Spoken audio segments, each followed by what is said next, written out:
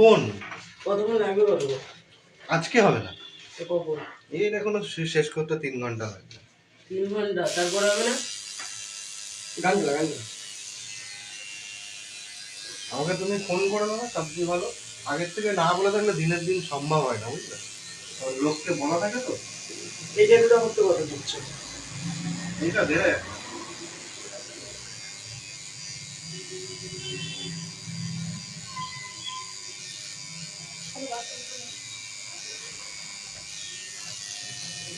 তোমার স্কেলে ফোটাতে গেলে একটু খরচা আছে, কারণ কম দামি গাড়ি দিয়ে করলে হবে না